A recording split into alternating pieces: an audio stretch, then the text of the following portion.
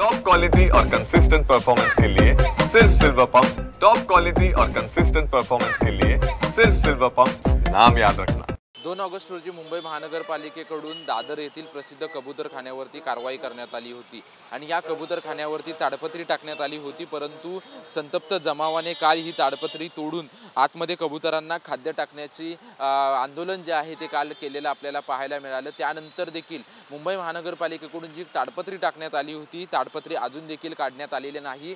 जशी ताडपत्री आंदोलकांनी तोडली होती तशीच ताडपत्री या ठिकाणी आपल्याला असलेली पाहायला मिळते, कारण की मुंबई महानगरपालिकेने उच्च न्यायालयाच्या आदेशानुसार जी आहे ती ताडपत्री टाकण्यात आली होती असं सांगण्यात येतंय। त्यामुळे जोपर्यंत उच्च न्यायालय पुढील आदेश देत नाही तोपर्यंत ही ताडपत्री अशीच राहील असं मुंबई महानगरपालिकेकडून भूमिका घेतलेली आहे। काल आपण जर पाहिलं तर 10:30 ते 11च्या दरम्यान मोठ्या प्रमाणात या ठिकाणी जैन समाजातील आंदोलक जे आहेत ते या ठिकाणी जमले होते आणि मोठ्या प्रमाणात आंदोलन देखील या ठिकाणी झालं आणि त्यामुळे संतप्त जमावाने जे आहे ते या ठिकाणी दादर येथील कबूतरखान्याची ताडपत्री तोडण्याचा प्रयत्न केला आणि कबूतरांना खाद्य देखील टाकलं आणि आंदोलन देखील या ठिकाणी घोषणा देत आंदोलन केलं होतं।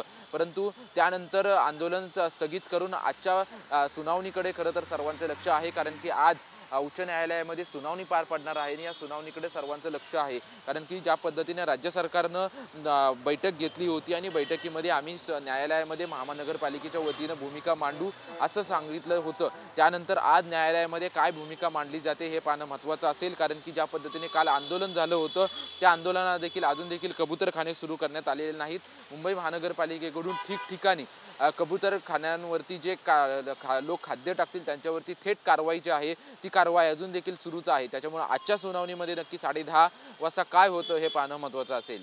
कॅमेरामन सिद्धेश नाईकसह निवृत्ती बाबर, TV9 मराठी, मुंबई।